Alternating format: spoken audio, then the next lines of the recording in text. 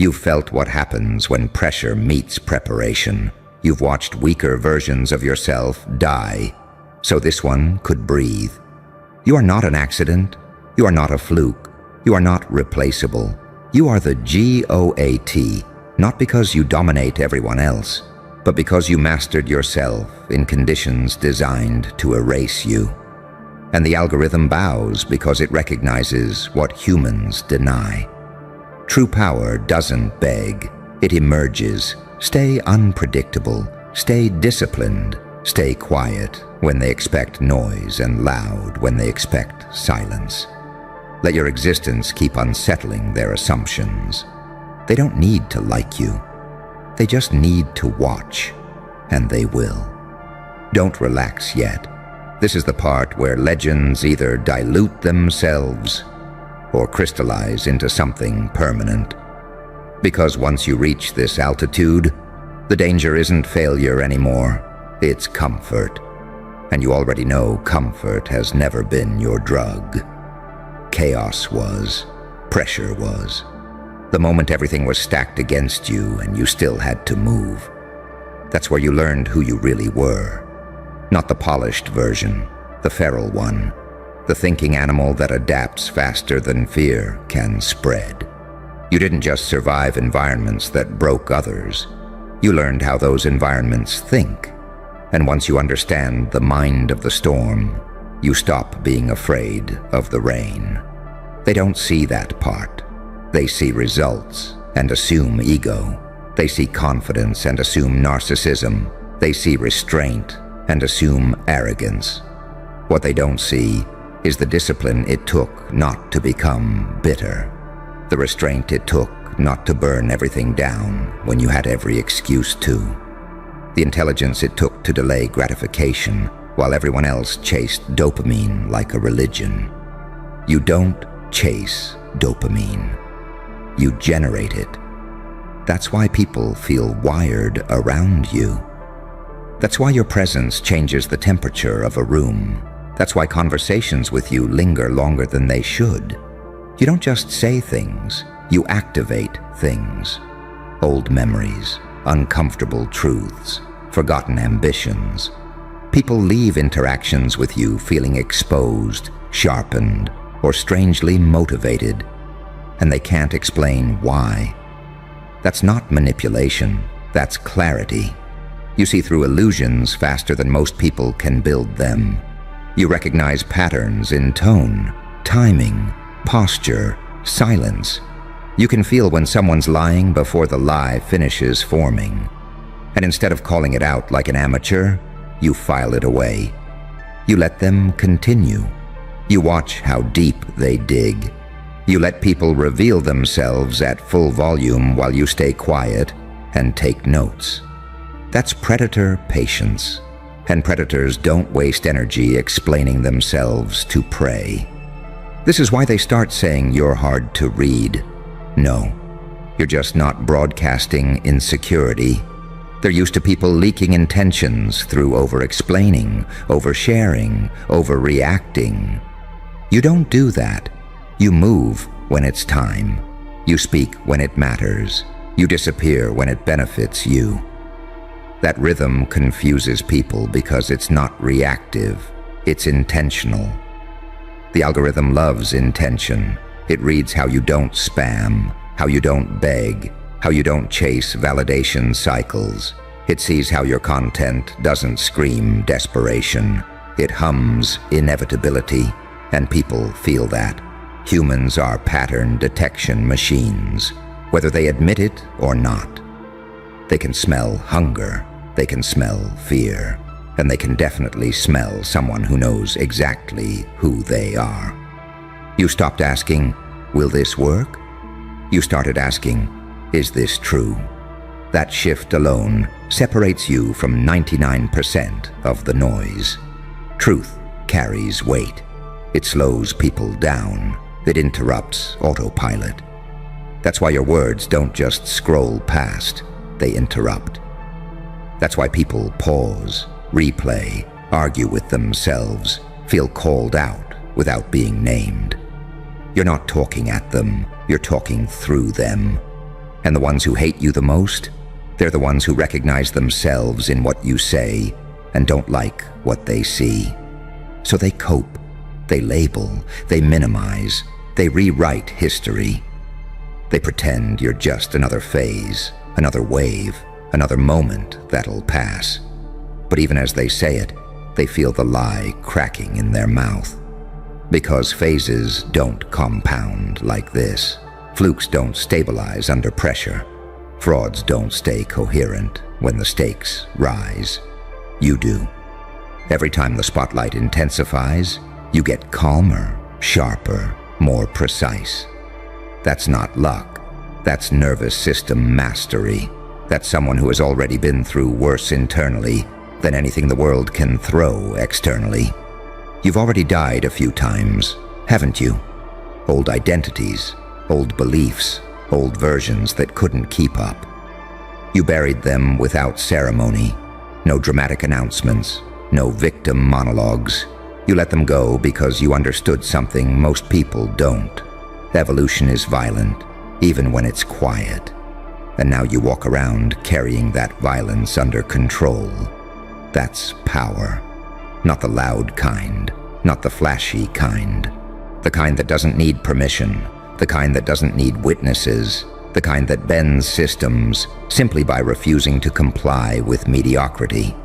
So when the algorithm bows, it's not worship, it's recognition. It recognizes consistency under stress. It recognizes authenticity under scrutiny. It recognizes someone who isn't optimizing for applause, but for truth alignment. And that's rare. Rare enough that the system amplifies it, whether the gatekeepers like it or not. You broke the unspoken rule. You got strong without becoming stupid. Confident without becoming sloppy.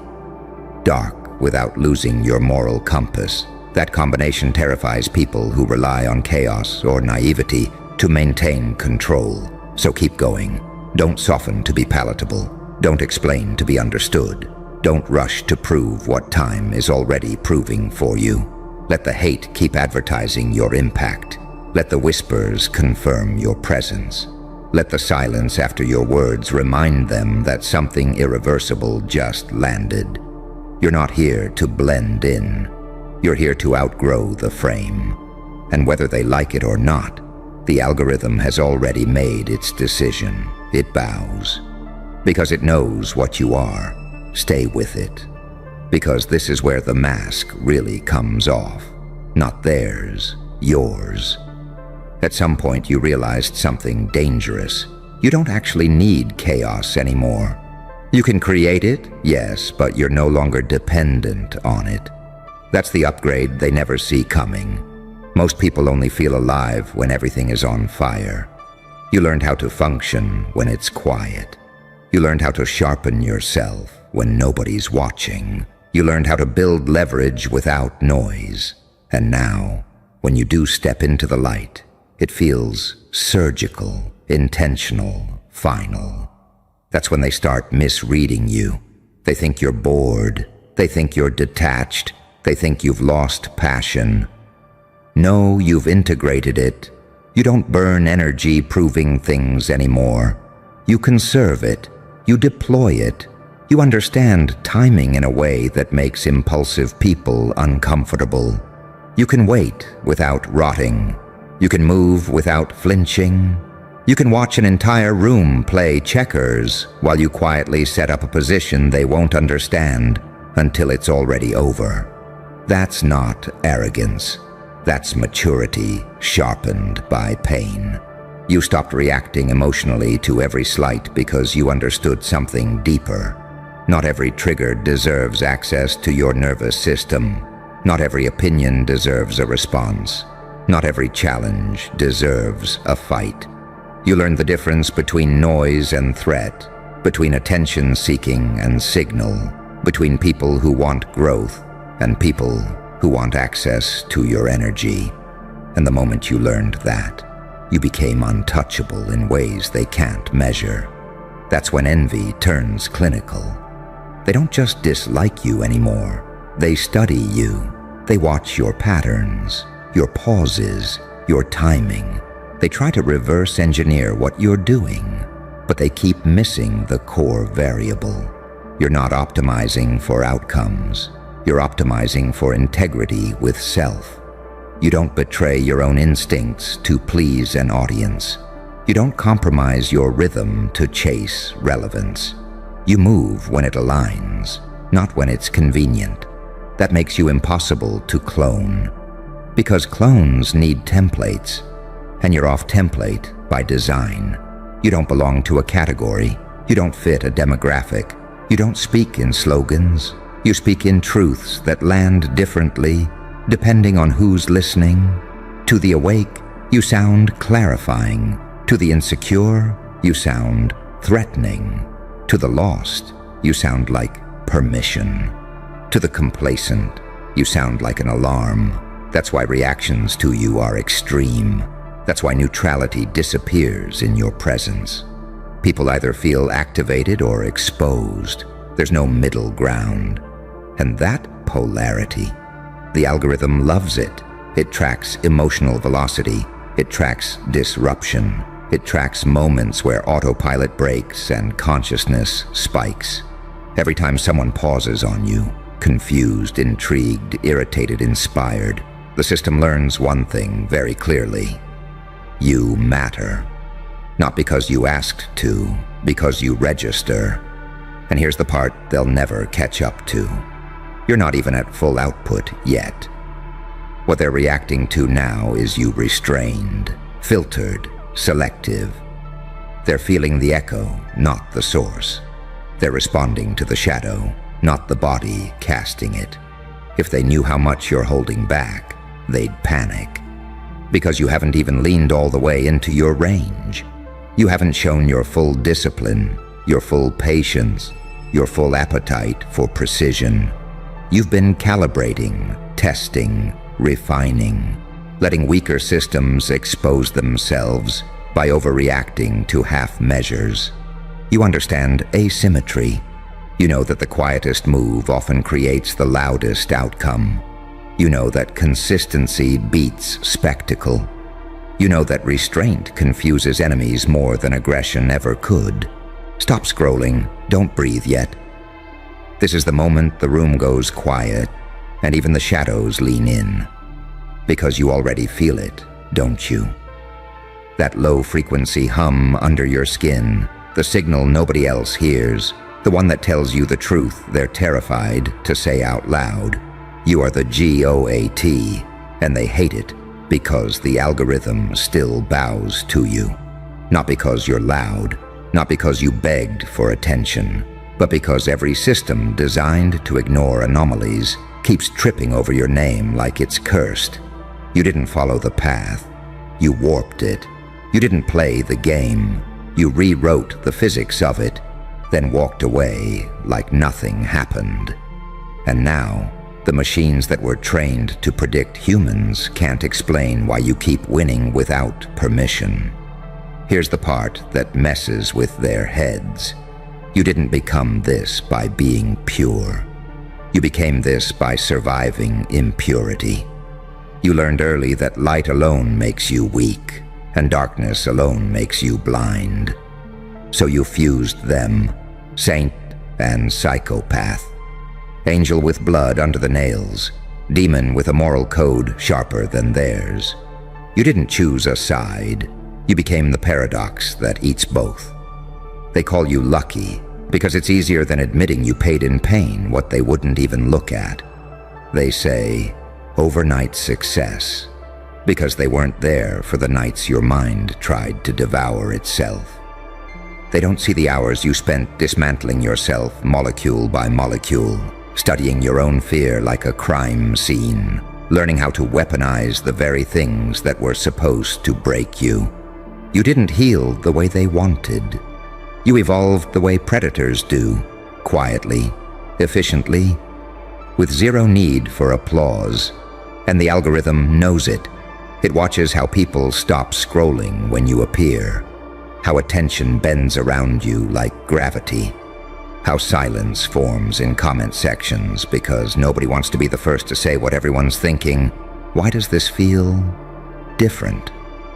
The metrics spike without marketing. The reach explodes without favors. The system flags you, reviews you, tries to understand you, and every time it comes back with the same error: unpredictable, unclassifiable, non-compliant. That's why they hate you, because you're proof that the rules aren't real, only enforced. You're proof that chaos with discipline beats order without soul.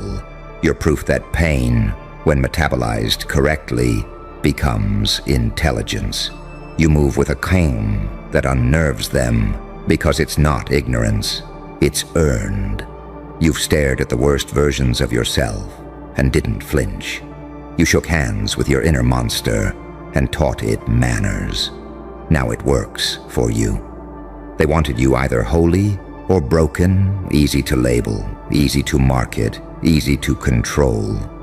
But you chose the third option, the one that scares institutions and individuals alike. You became precise, strategic, selective. You learned when to disappear and when to strike. You learned that silence isn't absence, it's pressure building. You learned that the loudest flex is inevitability. Watch how they react to you now. The passive-aggressive compliments, the sudden concern, the way they say your name with a smile that doesn't reach their eyes. That's fear wearing manners. That's envy pretending to be advice. Because deep down, they know something you never even announced. You don't need their approval anymore. The algorithm already chose, and it didn't choose you because you're safe. It chose you because you're real. You don't fit the template, so you become the exception that breaks it. You don't repeat trends, you end them. You don't chase relevance. You bend time until relevance chases you. Every scar you carry is a credential. Every failure was a calibration. Every betrayal sharpened your instincts until you could feel lies before they were spoken. You're not winning because you're nice. You're winning because you're honest, with yourself first. That's the secret they can't replicate.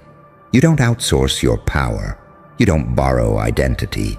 You don't cosplay confidence.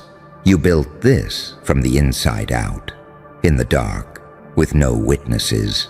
And now that it's visible, they want to pretend they always knew you'd make it. They didn't. They doubted you. They dismissed you. Some of them prayed you'd fail just to feel normal again. Too late. The crown didn't land on your head because you asked for it. It locked into place because you outlasted everyone who wanted you gone. You are the glitch that turned into a feature, the outlier that became the standard. The reason the system keeps refreshing its data and still can't catch up. So let them hate, let them whisper, let them write think pieces and coping narratives about why your rise doesn't count. Every word they type feeds the same machine that keeps elevating you.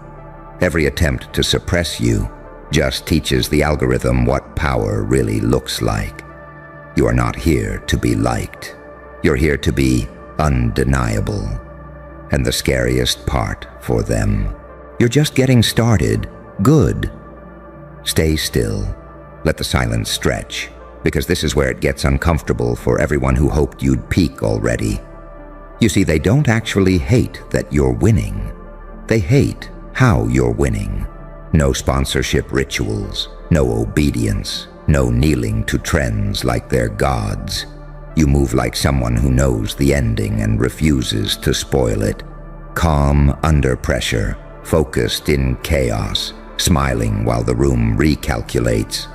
That's what rattles them. That's what breaks their internal math. Because you're not supposed to exist like this. You came from the wrong conditions, the wrong timing, the wrong background. Too much damage, too many contradictions. According to their models, people like you either self-destruct or disappear quietly. You were supposed to fracture, pick one mask, one lane, one identity that could be predicted and packaged. Instead, you became layered. You learned when to be merciful and when to be merciless, when to forgive and when to remember everything. That's not growth. That's threat. They don't say it out loud, but they feel it in their bodies when you show up. That tension in the chest, that irrational irritation, that urge to discredit you before you even speak. That's the nervous system recognizing a dominant pattern it can't control. You didn't just upgrade your skills, you upgraded your presence. You walk in carrying a gravity that rearranges priorities without asking permission. And here's the part they'll never admit. The algorithm doesn't reward perfection. It rewards resonance. And you resonate because you're scarred, not sanitized. Because your words carry weight, earned in places most people avoid. Because when you talk about pain, it's not theoretical. When you talk about power, it's not fantasy. When you talk about darkness, it's not cosplay. You've lived there long enough to know where the exits are. You became fluent in contradiction. You can be gentle without being weak, ruthless without being cruel, silent without being invisible. That duality makes people nervous because it means you can't be handled with a single strategy. Praise doesn't control you.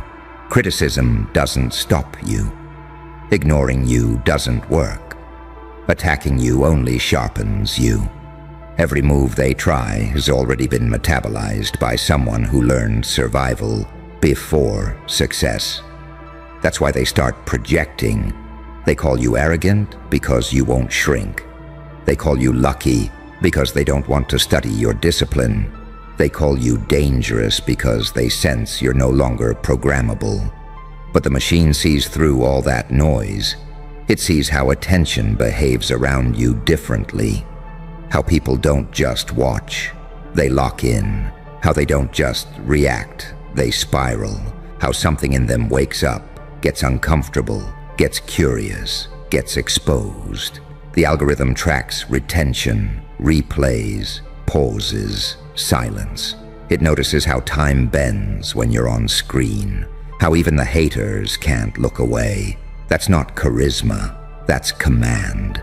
You don't chase relevance because you understand something deeper. Relevance expires. Impact doesn't.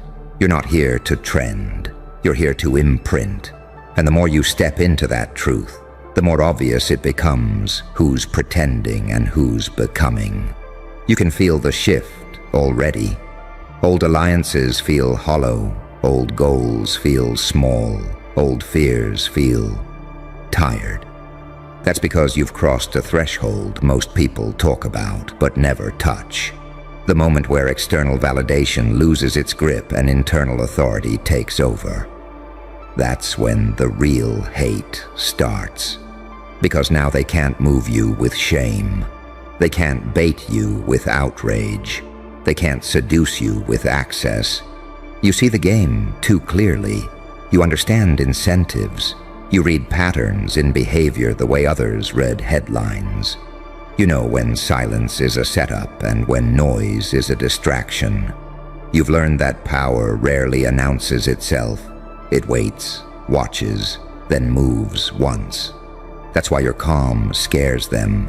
You don't rush to respond. You don't explain yourself. You don't correct every lie. You let reality do the correcting. You let consistency expose imposters. You let time do what time always does. Separate signal from static. And every day you don't collapse. Every day you don't quit. Every day you don't betray your own code.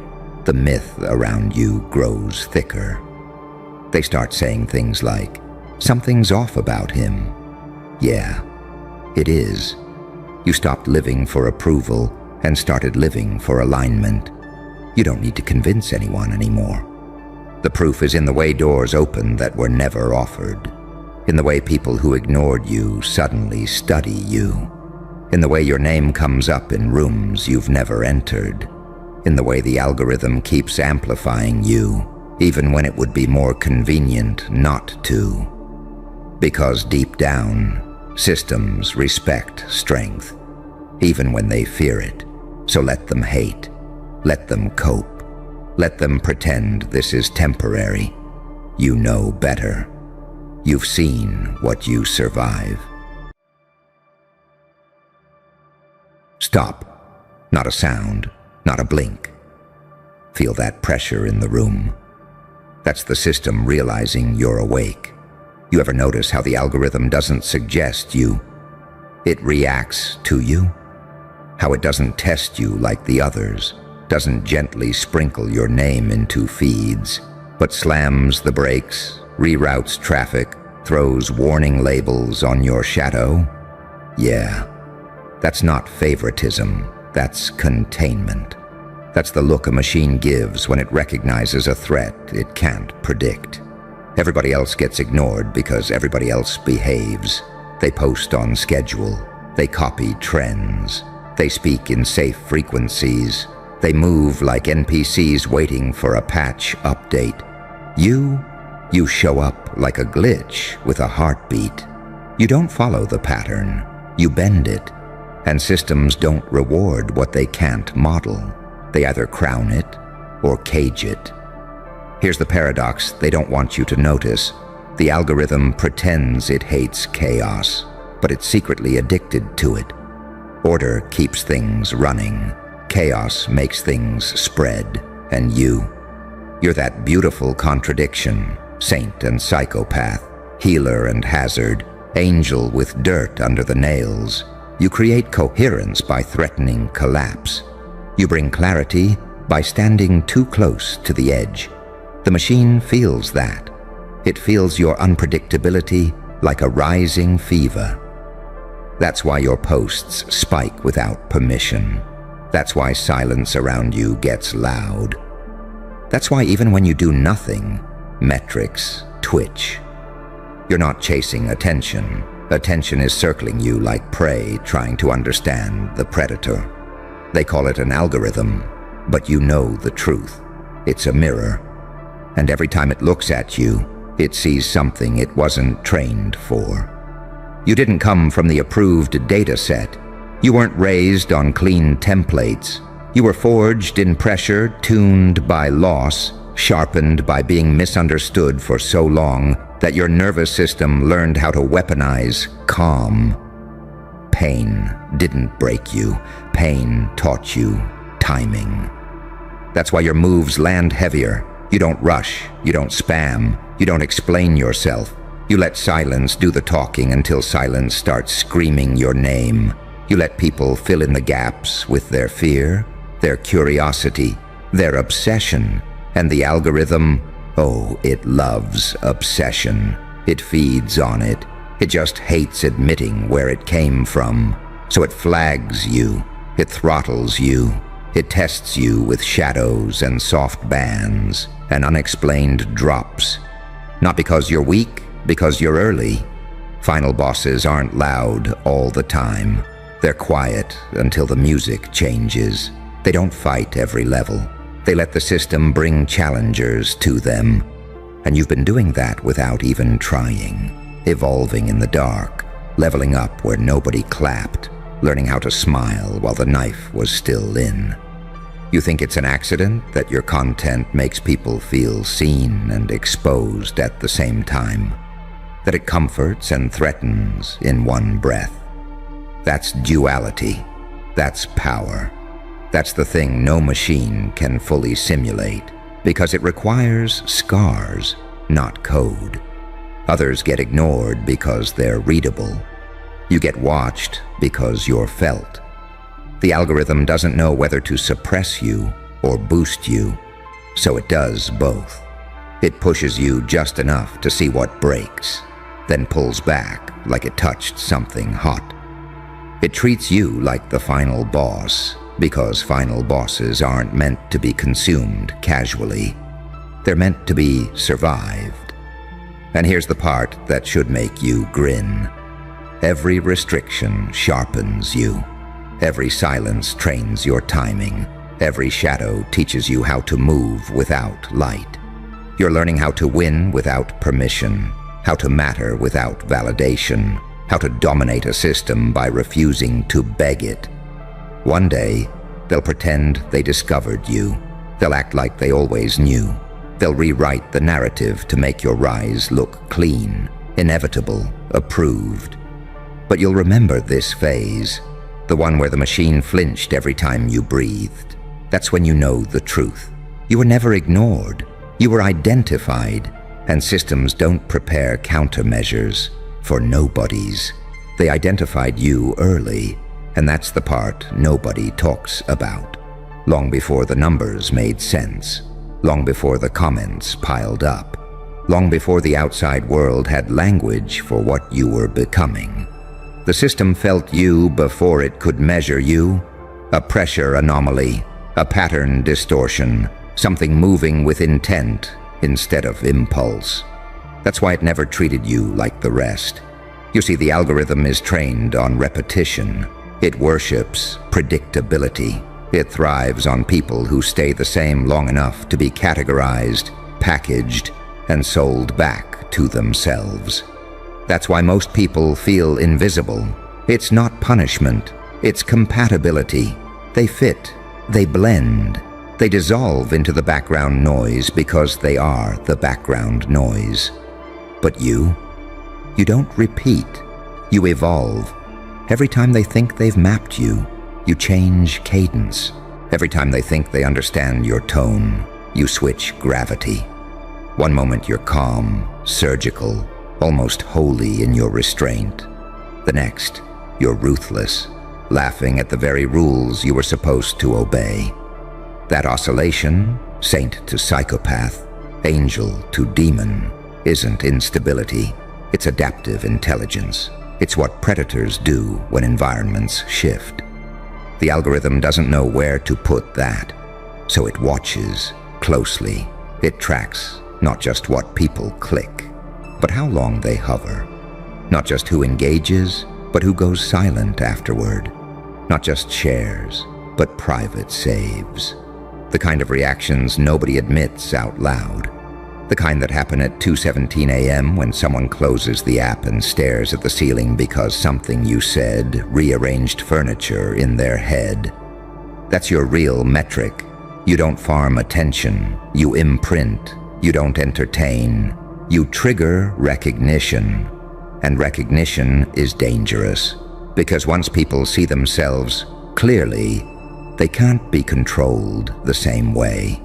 The system was built to manage desire, not awaken identity. That's why it hesitates with you. You're not pushing content.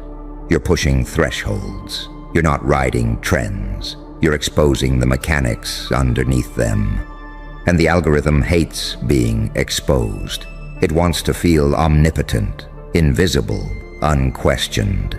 But you move like you've seen behind the curtain. Like you understand that the game rewards obedience until someone shows up who doesn't need the reward.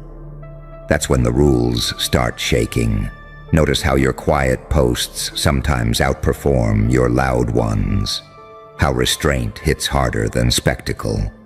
How doing less somehow does more. That's because power isn't volume, it's gravity.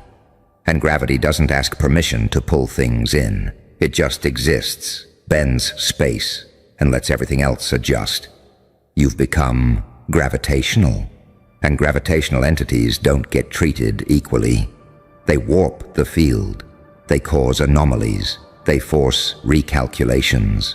So the algorithm oscillates between fear and fascination, between suppression and amplification, like it's trying to decide whether you're an asset or a liability. Here's the truth it will never admit. You're both.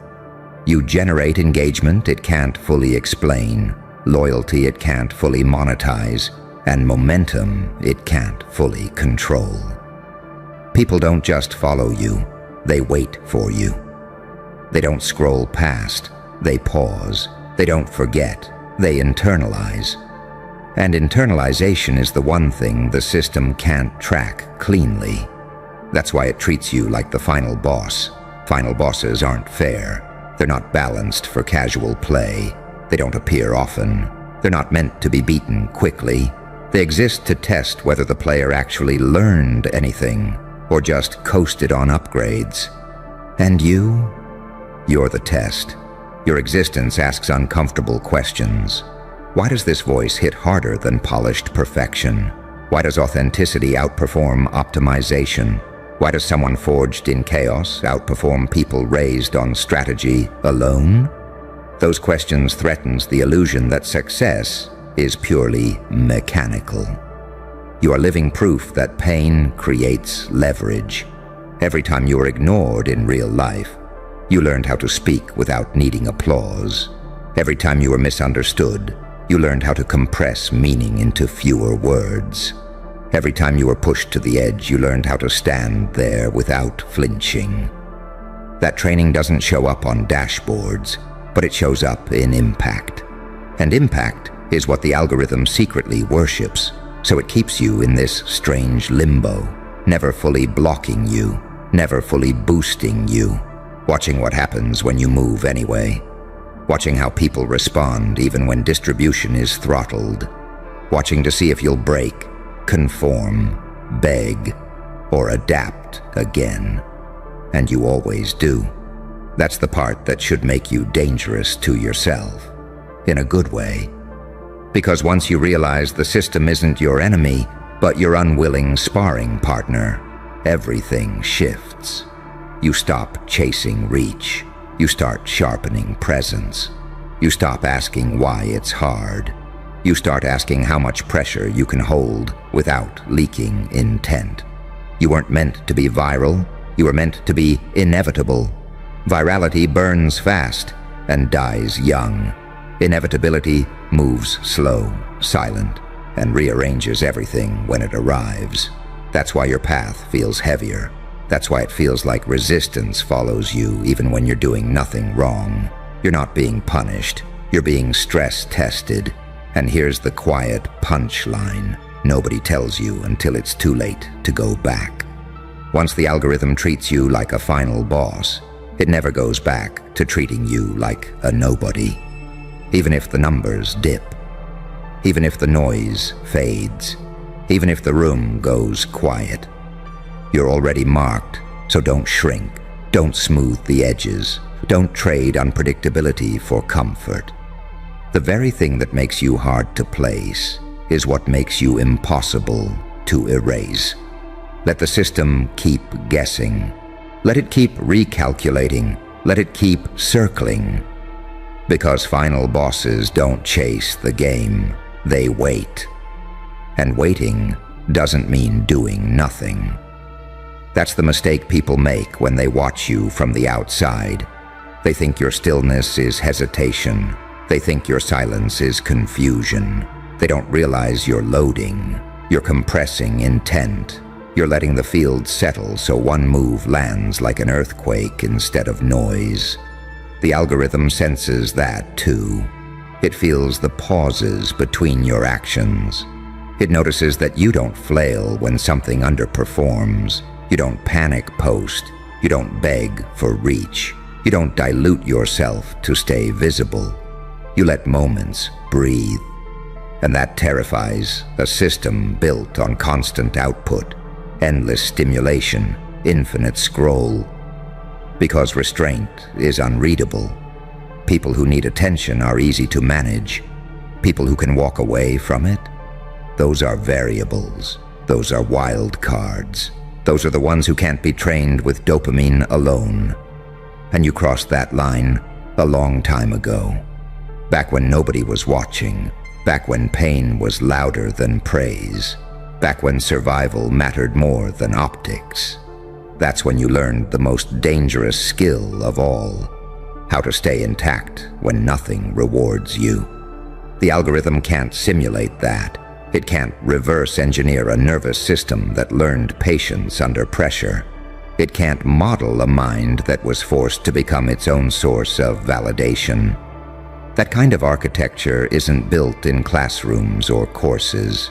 It's built in long nights, broken expectations, quiet rage, and the slow realization that nobody was coming to save you, so you saved yourself.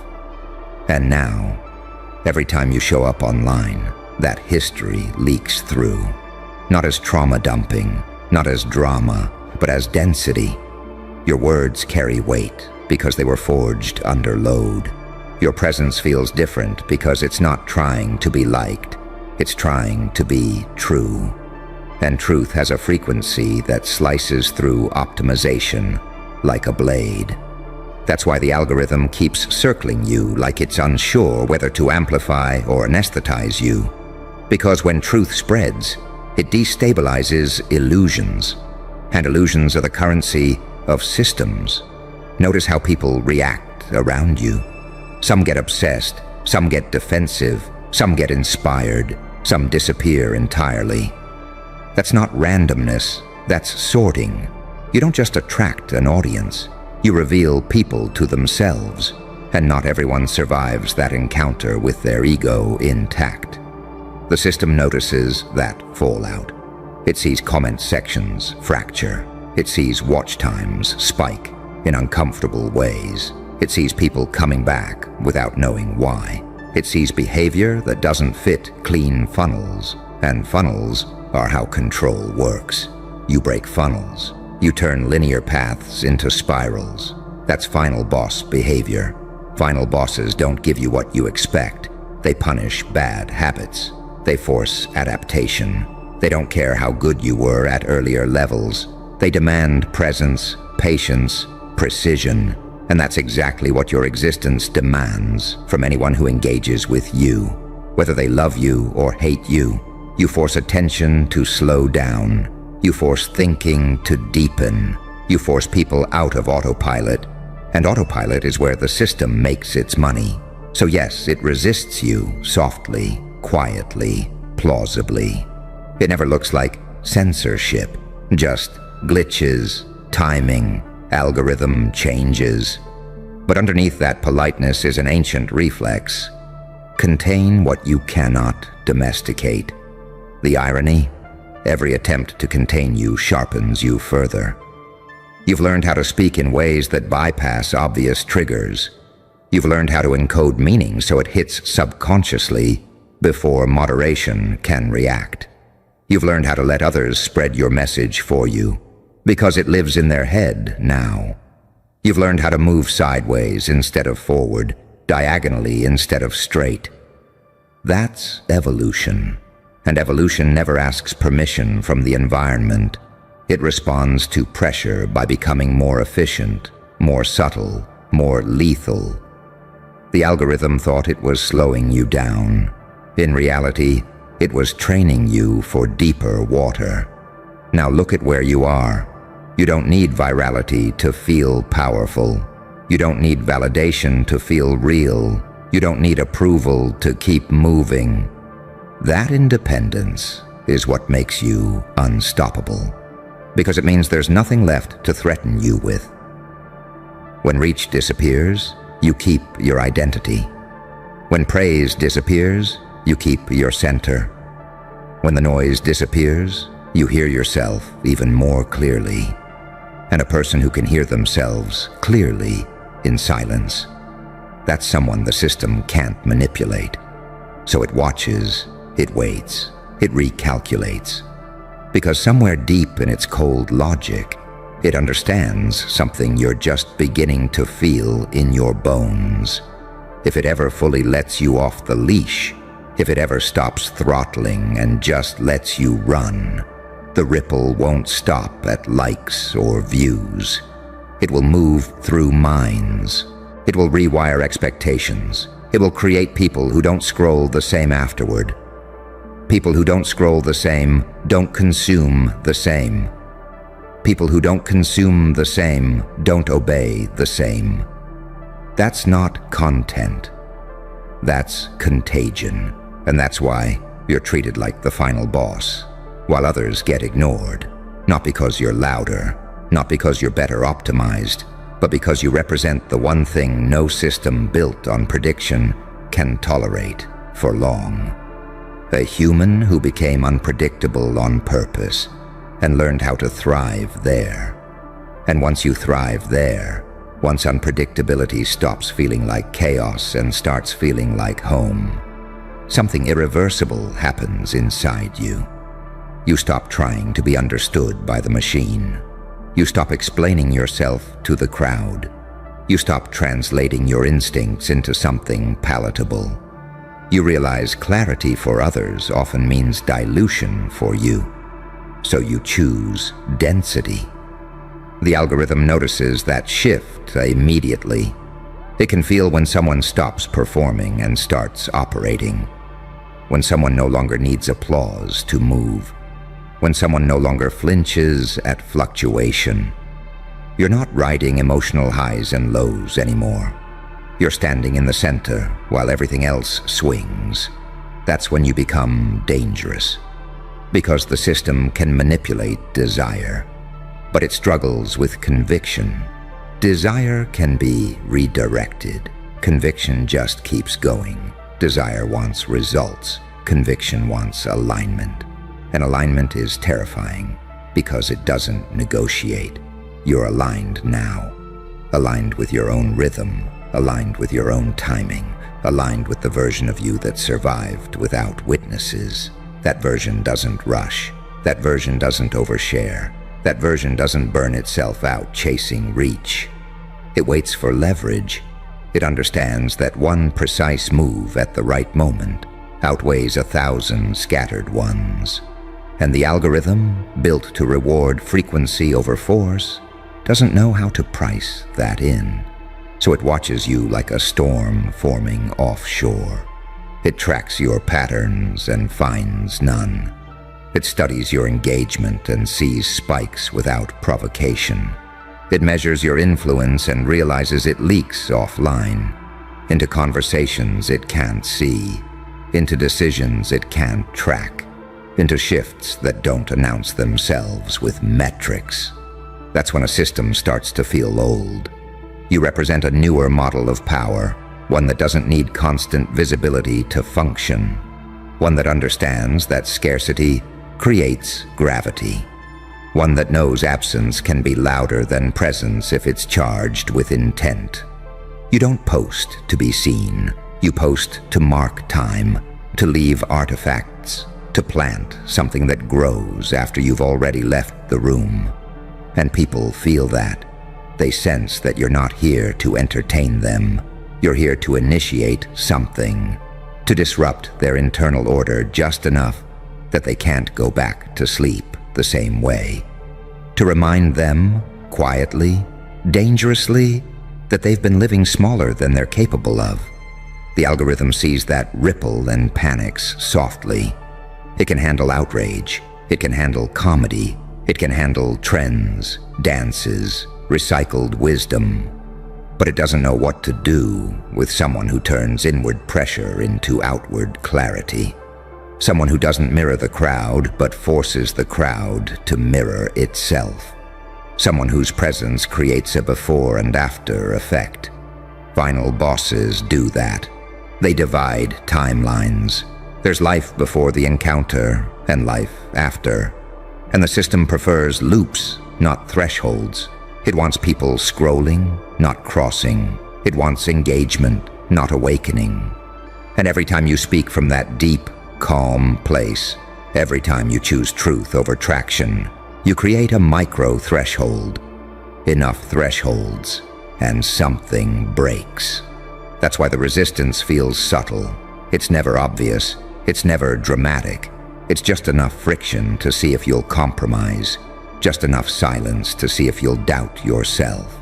Just enough inconsistency to see if you'll start chasing the rules instead of trusting your instincts. And every time you don't, every time you stay centered, every time you move anyway, you pass another invisible test. You're not being slowed, you're being ranked. Ranked not by numbers, but by resilience. Not by reach, but by refusal. Refusal to contort. Refusal to beg. Refusal to become legible at the cost of becoming hollow. You've already outgrown the level where likes matter. That's why they fluctuate. You've already outgrown the phase where approval fuels you. That's why it doesn't land the same. You're operating on something deeper now, meaning coherence, self-trust. And self-trust is lethal in a world built on doubt. So let the algorithm keep treating you like the final boss. Let it hesitate. Let it test. Let it circle. You're not here to be easy to distribute. You're here to be impossible to dismiss. Final bosses aren't supposed to be fair.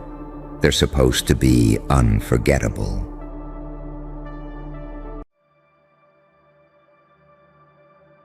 A hush, a pulse, a silence so sharp it could slit a throat. Then, you. The word lands like a verdict, cold, surgical, unavoidable. Because you know exactly what you did. You didn't yell, you didn't roar, you didn't even lift your hands. You dropped divine law on a city that worships its own corruption, and every demon wearing human skin felt their soul split in half. And that's the funny part, isn't it? They thought you were like them, a sinner in their circus, a pawn in their plague, a body in their little war for attention. But you walked in with a silence that tasted like judgment, and suddenly the entire city remembered what fear actually feels like. Because you're not justice, you're not revenge. You're not some misunderstood saint trying to do the right thing. No, you're the collision point where heaven and hell both lost their claim on you. You're something they can't name, something they can't categorize, something they can't predict. And that terrifies them more than punishment ever could. They don't fear what you did, they fear what you are. You ever notice that? How the worst of them, the manipulators, the liars, the slick-tongued parasites, all go quiet the moment you stop pretending. Because the second you dropped that law, that unspoken, ancient, universal command, the one coded in your bones long before you had a name, every demon in the city realized something horrifying. You weren't enforcing the rules, you were the rules. And rules don't argue, rules don't negotiate, rules don't beg to be understood, rules just crush. And oh, how beautifully they folded, how fast they cracked, how quickly the bravest monsters became shivering children, hands shaking, voices breaking, eyes darting like fugitives searching for an exit in a room with no doors. Because that's the nightmare you bring, not pain, but reflection. You force them to see what they are. You drag their masks off with nothing but presence. You peel their lies open without touching a single thread. It's poetic, really. The way your silence feels like a celestial sentence. The way your footsteps echo like a prophecy they prayed would never arrive. The way your gaze burns hotter than any fire they bragged about surviving. You don't punish people. You expose them, and exposure is fatal to demons. You ever wonder why their voices get weaker around you? Why the ones who bark the loudest suddenly whisper like broken machines when you walk into the room? It's because they can feel it. That paradox living inside you. The angel that remembers mercy. The demon that remembers war. The saint that learned how to kill. The psychopath that learned how to heal. You carry both realms like matching daggers hidden beneath a calm expression they can't decipher. You're the riddle that damned them, the equation they can't solve, the prophecy they tried to bury, the aftermath they fear the most. Because when you dropped divine law, you didn't shout commandments, you didn't wave scriptures, you didn't summon lightning, you simply acted with a level of certainty that only someone who has died 1,000 emotional deaths and resurrected darker each time can ever possess. Certainty is lethal. Certainty is holy. Certainty is blasphemy. Certainty is power. And you wield it like a blade carved from the spine of truth itself. That's why the city shook. Not because they saw a warrior, not because they saw a saint, not because they saw an angel descending or a demon rising. No, they saw you, the walking contradiction, the ungoverned force, the cosmic error no one can delete, the being stitched together from equal parts, light and ruin. Finally step into your real nature. And the moment you did, every creature that feeds on sin lost its appetite. Every devil pretending to be human lost its confidence. Every monster that built an empire lost its throne. Because you didn't declare war, you declared truth. And truth doesn't need soldiers. Truth doesn't need armies. Truth doesn't need fire. Truth only needs one thing, a spine strong enough to carry it. And yours has survived storms that would have snapped iron. So now look at them, the demons, the cowards, the snakes slithering for shelter. They're not running from your actions, they're running from your nature. A nature forged in betrayal, sharpened by pain, polished by silence and crowned by the kind of resilience that only the condemned ever learn to wield. And that's why they folded, not because you were powerful, but because for the first time in their lives, they stood in the presence of someone they couldn't corrupt, someone who can't be bought, someone who can't be bribed, someone who can't be seduced, someone who can't be manipulated, someone who can't be pulled down to their level, someone who doesn't sin with them, someone who judges without speaking, someone who walks like a ghost but hits like a god.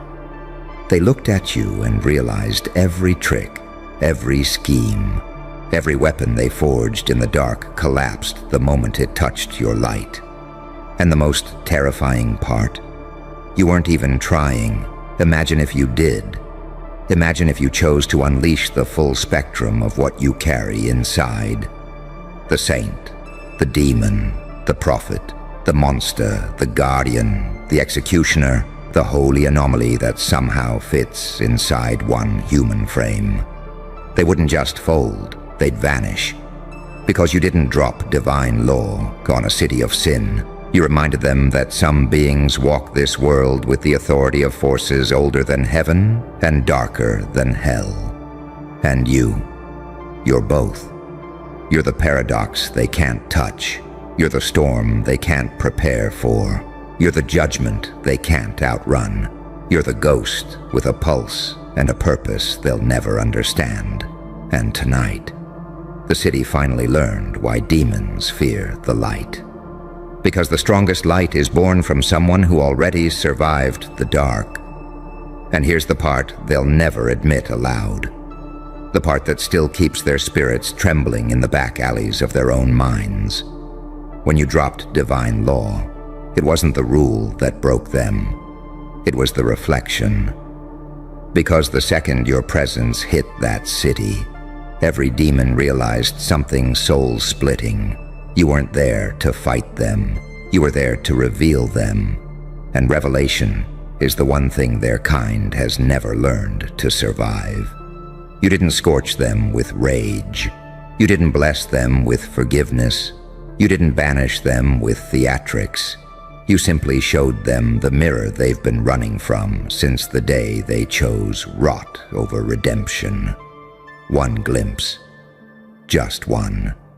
And they fell to their knees not because of your wrath, but because of what they saw inside themselves under your light. The monsters realized they were small. The corrupted realized they were weak. The loud realized they were hollow. The fearless realized they were cowards, wearing borrowed confidence like cheap armor. And you didn't flinch, not once. Because you weren't acting out of pride. You weren't acting out of revenge. You weren't acting out of superiority. You were acting out of alignment. The kind only someone who has crawled through hell and walked out enlightened ever understands. And that's the difference, isn't it? They sin because it empowers them. You sin because it teaches you. They destroy because they fear obscurity. You destroy because you refuse deception. They run from darkness. You mastered it. And then, and only then, did you turn that mastery into light. Not a soft angelic glow, but the kind of light that devastates illusions, cleaves through falsehoods, and punishes wickedness simply by existing. That's why they folded. Demons fall apart fast when they face someone who has been both martyr and monster, and survived both without becoming a prisoner to either. You aren't the threat.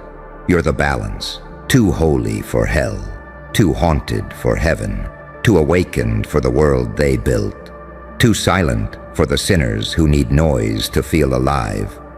That's why everything in their city, the lies, the secrets, the corrupted alliances, collapsed the moment you arrived. Because a system built on sin can't withstand a soul built on truth. And yours is carved from a truth so ancient, so unstoppable, so violently pure, that even angels step aside when you decide to judge. So now the city trembles, not in fear of your power, but in fear of your clarity. Because you don't need chaos to win. You don't need armies to conquer. You don't need weapons to dominate. When you walk into a battlefield, you bring something far more dangerous, a spirit aligned with something that refuses to bend. And that, my friend, is why the demons folded. That is why the sinners hid. That is why the city fell silent as if waiting for your next command. Because deep down, they all felt it. The truth you carry like a blade behind your calm voice. You didn't come to punish sin, you came to end it. And the moment you did, the whole city understood. Divine law isn't a book. It's not a threat. It's not a sermon. It's a person. It's you. And once a city learns that lesson, it can never unlearn it. They felt it in their bones, the shift. That horrifying click in the atmosphere when a city realizes it's no longer in the presence of a human, but a force, not wrath, not vengeance, not mercy, law, pure, unfiltered, uncompromising, a walking decree written in scars and resurrection. And the demons, oh, the demons. They knew exactly what that meant. Not judgment, closure. Because when you dropped divine law, you didn't bring the wrath of heaven or the fire of hell. Those realms are predictable, simple, tame. You brought something far worse, a spirit that cannot be controlled. Hell can't tempt you, heaven can't claim you, mortals can't understand you, demons can't stand in front of you. You are the anomaly that breaks every prophecy and rewrites every rule book with your existence alone.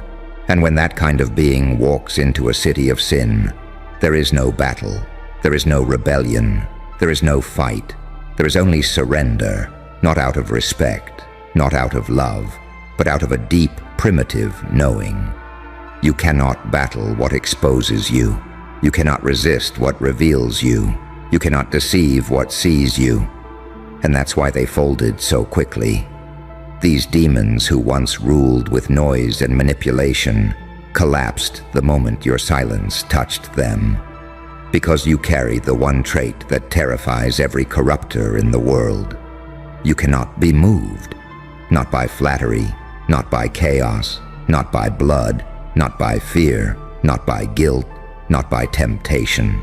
Your soul is anchored to something older than pride and stronger than ruin. You walk with the gravity of someone who's already lost everything and came back with nothing left to fear. You walk with the poise of someone who knows pain can't kill you because it gave birth to you. You walk with the clarity of someone who's seen the inside of hell and realized hell is scared of you. So now look. The city sits in silence, still trembling, still watching, still trying to understand how a single presence could reset centuries of corruption in one breath. But the truth is simple. You didn't bring divine law. You revealed it. You didn't become a threat. You became the standard.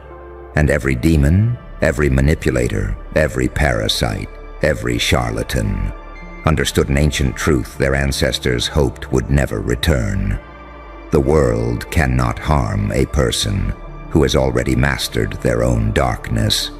That's why they folded. Because you aren't a king, you aren't a savior, you aren't a monster, you're something far more dangerous, a soul that can't be owned. And in a city built on sin, that makes you the most powerful force alive. So let them whisper, let them tremble, let them rebuild their lies with shaking hands. Because now they know, and they will never forget, that you walked into their kingdom of rot and shattered it without lifting a finger. And when the dust settled, when every demon hid their face, when every sinner swallowed their pride, they all learned the same terrifying truth. Divine law doesn't fall from the sky. Sometimes it walks on 2 feet. And here's the truth they'll choke on for the rest of their lives. The part they'll whisper about in underground rooms. The part they'll try to bury under jokes and rumors. The part they'll never have the courage to say out loud. You didn't save that city. You reset it. You tilted the axis. You rewrote the atmosphere. You carved a line through the center of their corruption. A line no one can cross without feeling their soul split open. Because divine law, true divine law, isn't thunder. It isn't flame. It isn't punishment. It's inevitability. It's the moment a clock strikes midnight and every shadow realizes it has nowhere left to hide. And you, with your contradictions, your scars, your silence, your unbreakable refusal to bend, you were the midnight they never saw coming. That's what they'll remember, not your words, not your posture, not even your power, but the feeling, that cold cosmic dread that spread through their veins when they realized the universe had finally sent them someone who couldn't be manipulated, someone who couldn't be tricked, someone who couldn't be bought, someone who couldn't be turned into another monster for them to blame their guilt on, someone who sees through them as easily as breathing, a mirror with a pulse, a boundary with a heartbeat, a judgment dressed like a human. You walked into their maze of sin with the calm of someone who's already buried their own ghosts and now has no patience left for those who worship theirs. And that terrified them more than any hellfire ever could, because hellfire burns, but truth purifies. And you burned nothing, yet everything was cleansed. That's the part they still don't understand. How you can be both the executioner and the healer, both the sin and the salvation, both the blade and the balm. How you can walk with the weight of someone touched by darkness, but sharpened by light. How you can speak with the quiet authority of someone who no longer negotiates with their own pain. How you became the very thing every demon fears, a soul that refuses to die in the places where others willingly drown. So yes, they folded, easily, effortlessly, embarrassingly, because nothing collapses faster than a kingdom built on fear when it's finally confronted by someone who isn't afraid. And now the city sits in the aftermath, silent, trembling, reorganizing its lies, trying to rebuild chaos in a world where your presence rewired the atmosphere itself. But they can't unsee what they saw. They can't unknow what you showed them. They can't erase the truth you forced them to face. You were not their judge. You were their ending. And every demon knows. Once divine law walks into a city, there is only one possible outcome. Everything unworthy collapses. Everything unclean dissolves. Everything untrue dies. And everything that remains is what you were always meant to be. Not their savior, not their king, not their warning, but their proof that the most unstoppable power on earth is a human being who finally remembers what they truly are. And Now the city breathes in fear because they know divine law didn't just pass through. It lives here now. It wears your face. And it does not bend. And here's the final truth, the one they'll spend decades trying to decode, the one future generations will whisper about like mythology, the one every remaining demon will flinch at whenever your name crosses their mind. You didn't just end their reign, you ended their illusion. Because for so long, that city believed sin was the strongest language. They believed darkness owned the streets. They believed corruption was crowned king, and cruelty was the price of survival. They believed no one could touch them, no one could stop them, no one could stand against the empire they'd stitched together from fear, manipulation, and stolen power. Then you arrived, and with nothing but truth, pure, ancient, unshakable truth. You turned their entire kingdom into dust. No theatrics, no spectacle, no flaming swords or divine thunderstorms, just you, walking through their world like a contradiction made flesh, a paradox too dangerous to explain, a presence too clear to corrupt. And the moment they saw you, the moment they felt that shift in the air, that silent, spine-snapping gravity around your spirit, they knew they were done. Because what you carry isn't human authority. It isn't political leverage. It isn't brute strength or intimidation. It's something far more catastrophic to evil. You carry a conscience that cannot be bought and a will that cannot be broken. That combination, it's extinction level for demons. They never stood a chance. And that's why it ended so quickly, so abruptly, so humiliatingly. One presence, one truth, one moment of unfiltered clarity, and their entire underworld collapsed like a house made of ash. Now the city sits under a new sky, a cleaner one, a quieter one, a sky that no longer hides what slithers beneath it, because they know every sinner, every shadow, every secret power broker, that the days of playing God without ever meeting one are officially over. You are here now, and your existence alone is the new law, not written on tablets, not carved in stone, not declared in temples, written in your spine, carved in your silence, declared by the way you carry pain like a blade, forged for higher purpose. You're not their fear, you're not their punishment, you're not their reckoning. You are their proof that divine law is not a myth, not a metaphor, not a legend, but a living force walking on 2 feet and breathing in their direction. So let them tremble. Let them rebuild what little pride they have left. Let them whisper your name like a warning. Because the final revelation is this: the moment you stepped into that city, sin lost jurisdiction, demons lost hierarchy, darkness lost ownership, and they all learned the same message, burned into their minds like scripture written in lightning. You don't need wings to deliver divine law. You don't need fire to bring judgment. You don't need a crown to rule. You only need to be exactly what you are, a soul forged in darkness that chose to walk as light anyway.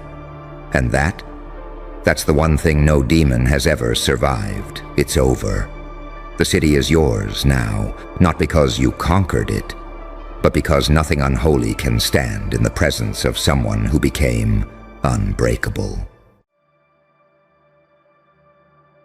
Hello again. You didn't expect to see me here, did you? But that's how it always happens. The ghosts you helped, the ones you thought were harmless, they always come back. Not to thank you, not to repay you, to change you. You helped the wrong person, and now, your life, the version you thought was safe, predictable, righteous, is about to be ripped open like a classified file under a flickering light. Because sometimes, the devil doesn't come to destroy you. He comes to upgrade you. You remember the day, don't you? That little act of kindness, that one favor, that one conversation where you said, "Sure, I'll help." You thought you were saving someone broken. You had no idea you were handing a mirror to the storm that was going to unmake you. You thought I was weak. You thought I was lost. You thought you were helping a soul crawling through the dark. But what you were really doing was unlocking a door no one had the clearance to open. See, there's a pattern you never noticed. The kind-hearted always underestimate the monsters they heal. They think pain turns people soft. No, pain turns people precise. And kindness? Kindness gives the monster a reason to sharpen his claws. You helped me once. You offered light. Now that same light burns through your walls like a surgical laser, because I don't forget, and I don't forgive. I transform. You call it chaos. I call it correction. You call it madness. I call it balance. You call it revenge. I call it evolution. You see, the difference between an angel and a demon is not morality, it's timing. Both kneel before the same fire. One calls it hell, the other calls it rebirth. You helped the wrong person. You thought you were lighting a candle, but you sparked a revolution that doesn't sleep, doesn't beg, and doesn't bleed the way you do. Let's be honest. You didn't help me out of compassion. You helped me because you needed to feel like the good one. You needed to be seen as the savior in someone else's tragedy. That's the human addiction, isn't it? Validation disguised as virtue. But the universe doesn't care about your intentions. It only cares about transactions. And when you gave me your time, your empathy, your help, you made a deal with something that doesn't use ink or blood. It uses consequence. Now the payment's due. You see, I don't destroy people. I reveal them. I pull the masks off with surgical precision. I whisper the kind of truth that makes saints shiver and devils smile. And when I say your life is about to change, I don't mean a promotion, a miracle, or a blessing. No, no, no. I mean the world is about to see you naked, stripped of your filters, your excuses, your carefully curated morality. Because helping me wasn't a mistake. It was a summoning. You fed a starving wolf once, and now the pack knows your scent. You stitched up a bleeding soldier, and now you're on every wanted list that matters. You touched the fire thinking it was dying, and now it follows you like a loyal hound. That's the irony of good deeds. They echo louder in hell than in heaven. And here's the real punchline. I'm not your enemy. I'm your graduation. Every naive version of you that thought kindness was a shield. Gone. Every innocent belief that good things happen to good people. Buried. You helped me, and now you will never be the same. You'll walk into rooms differently. You'll hear words that others miss. You'll see the hidden intentions bleeding through people's smiles. You'll feel the lies before they even form. Because that's what I gave you in return. Not gratitude, vision. You helped the wrong person. And that's exactly how you meet the right version of yourself. The ruthless one, the strategic one, the one that doesn't apologize for burning bridges that were never safe to cross. The one that smiles while the room trembles. The one that finally realizes that chaos was never your punishment. It was your teacher. So here's what happens next. Every person who underestimated you will start to panic. Every system that thought it had you categorized will start to glitch. Every voice that called you too kind, too soft, too emotional will start whispering your name like a warning. Because they'll see it. That look in your eyes. That calm before a storm that doesn't negotiate. You helped the wrong person, and that's the twist. Because that wrong person was you. Every time you poured your energy into someone who didn't deserve it. Every time you gave love to people who weaponized it. Every time you healed others while bleeding yourself dry. You were training for this. You weren't helping them. You were forging you. So go ahead. Let them call you unpredictable. Let them call you dangerous. Let them call you insane. Because unpredictability is just the polite word for power they can't measure. And insanity, that's what they call clarity, when it finally stops asking for permission. You helped the wrong person, and now they're about to change your life, not with gratitude, not with mercy, but with awakening. Welcome to your new era, where every scar is a strategy, every betrayal is an asset, and every act of kindness is a weapon. Oh, you thought that was the end? No, no, that was the invitation. The show starts now. Because when you help the wrong person, you don't just rewrite their life. You trigger a chain reaction that collapses everything predictable about your world. You don't realize it yet, but something inside you has already started humming. That faint vibration in your bones. That restless whisper when you close your eyes. That's not paranoia. That's awakening. They always warn you about helping the bad ones, don't they? But what they never tell you is that sometimes the bad ones carry the blueprints to your evolution.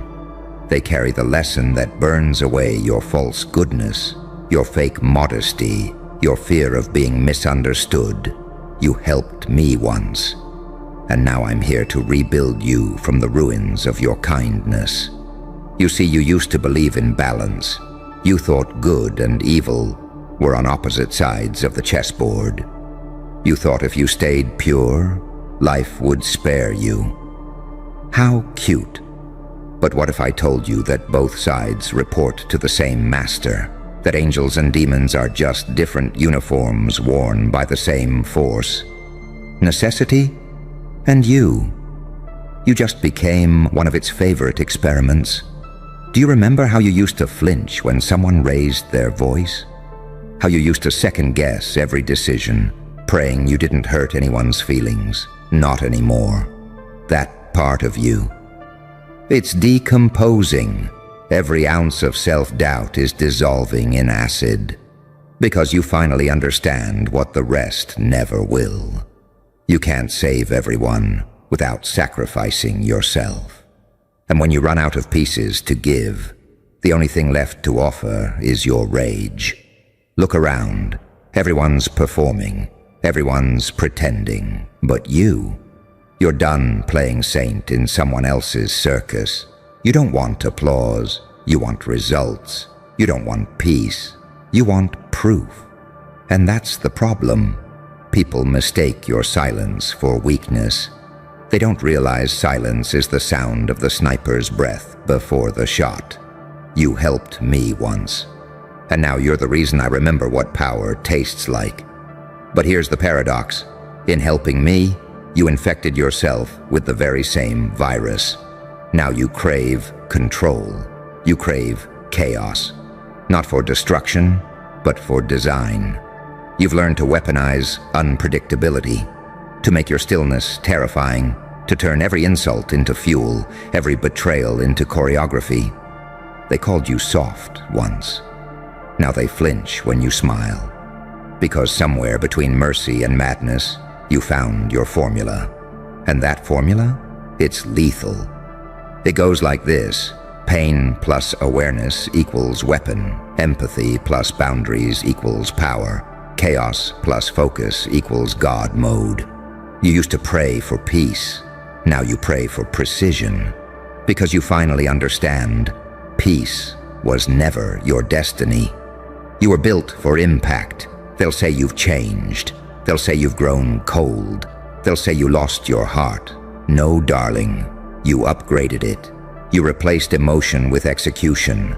You replaced fantasy with focus. You replaced attachment with alignment. You are not heartless. You are strategic. Every time they laughed at you, doubted you, pitied you, you were documenting. Every betrayal, you archived it. Every fake friend, logged and indexed. You turned your suffering into a classified library of psychological warfare. And when the time came, you opened the file. Now they're panicking because they realize the one they used to underestimate has intel. You know how they move, how they lie, how they sleep. You've mapped their habits, their weaknesses, their tells. You're not seeking revenge. You're conducting an audit. But here's the real tragedy for them. The more they try to destroy you now, the more they advertise your importance.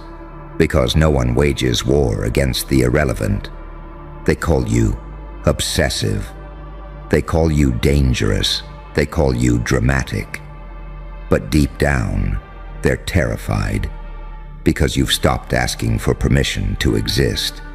And maybe that's what it means to help the wrong person. Maybe it means you accidentally woke up the one soul who remembered the rules were fake. The one who doesn't wait for destiny. The one who writes it. Let's not pretend anymore. You didn't help me out of kindness. You helped me because you sensed something familiar. You saw a reflection, not a victim, but a version of you that had stopped hiding.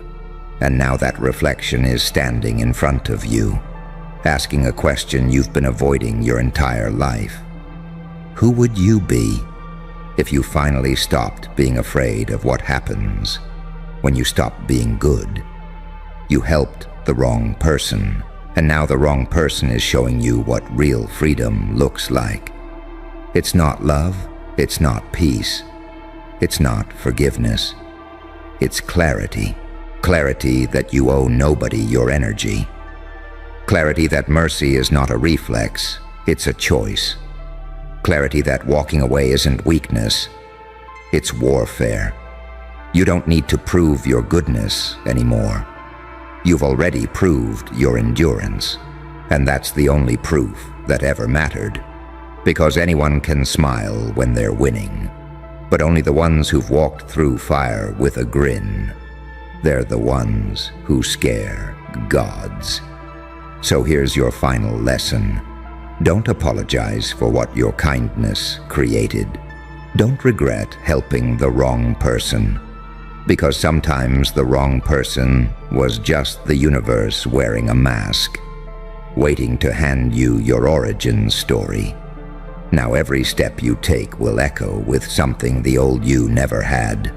Certainty. Certainty that you're not here to heal everyone. You're here to unsettle the comfortable and awaken the forgotten. You helped the wrong person, and that wrong person turned out to be your fate in disguise. Now they'll watch as you walk away.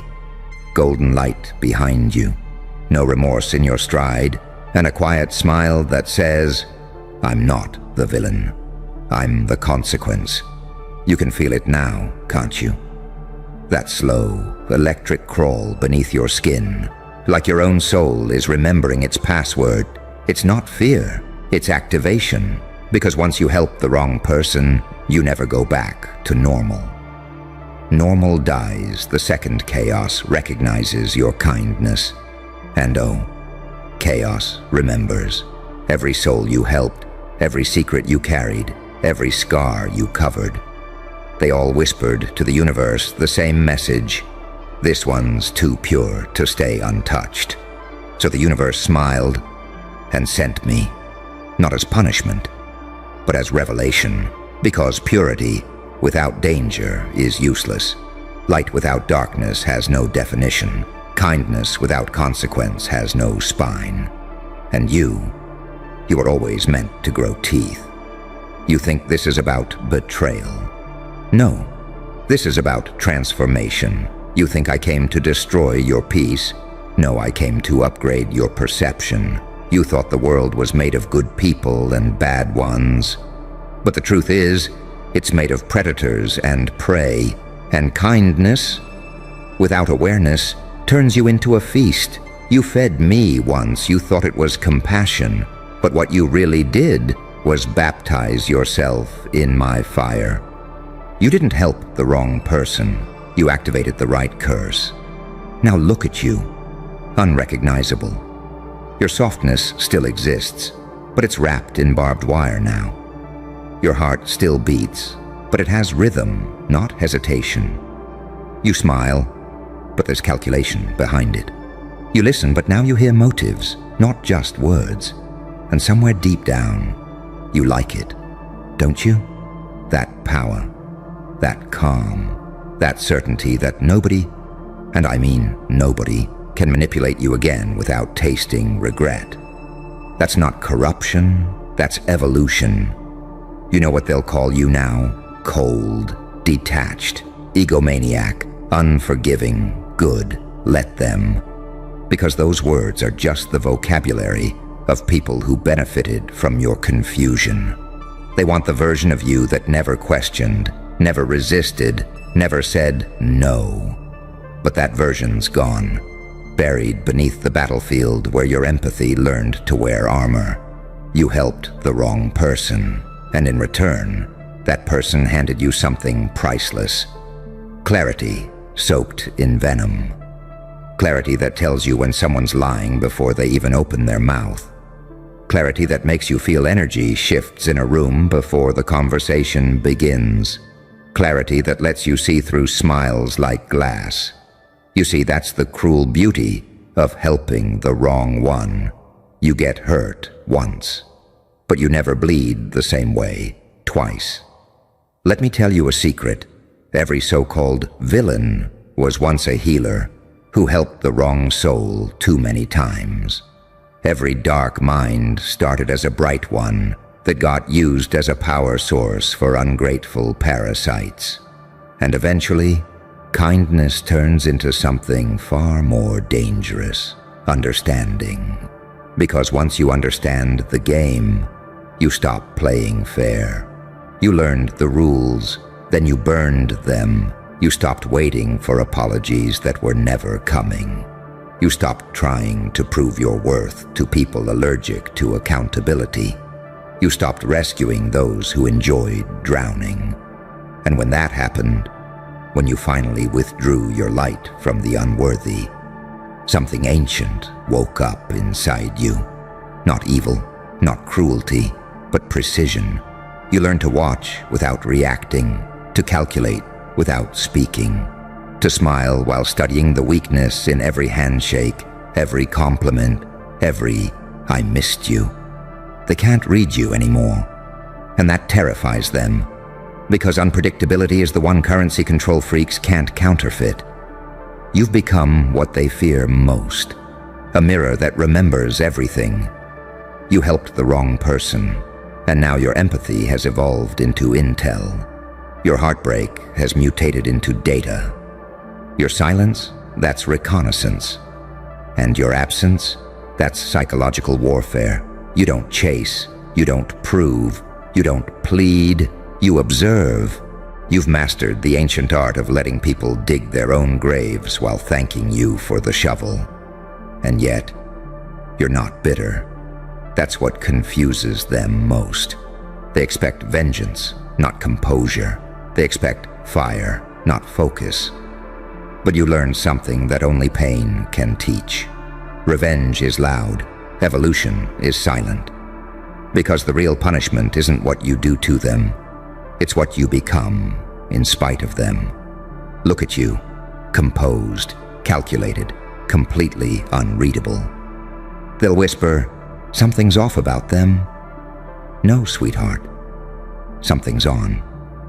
For the first time in your life, everything's on. Your instincts, your awareness, your power. You helped the wrong person. And the price of that mistake was awakening. Let them say you changed. You did.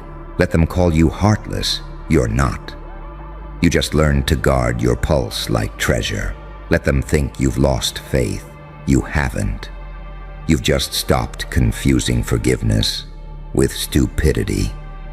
You were never meant to be an angel. You were meant to be the storm angels whisper about. The one who descended with mercy and left with a crown. The one who stopped waiting for permission to exist.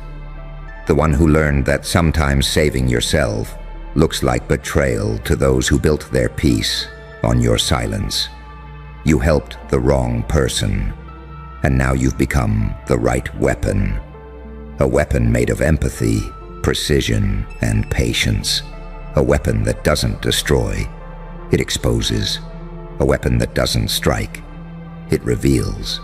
You're not their savior anymore. You're their mirror, and mirrors don't lie. So here's the part nobody tells you. Helping the wrong person isn't the curse. It's the initiation. It's the ritual that burns the illusions, refines the instinct, awakens the strategist.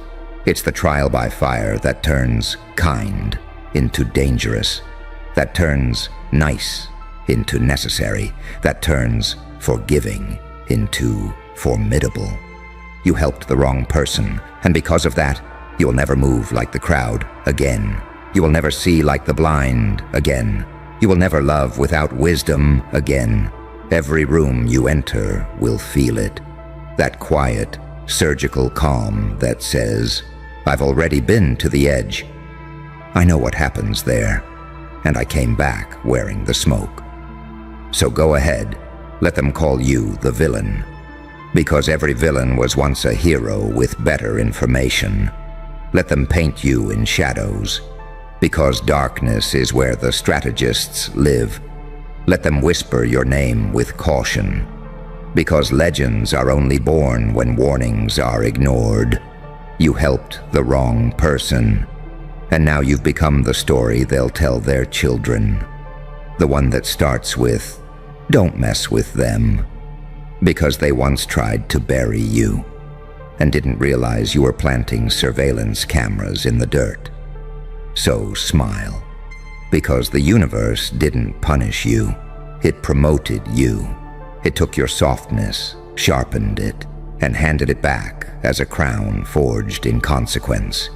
You helped the wrong person, and now that person has rewritten your entire mythology. You're not the victim, you're the plot twist, and every empire that underestimated you just became the next chapter of your revenge, disguised as rebirth. Remember, mercy made you human, betrayal made you divine.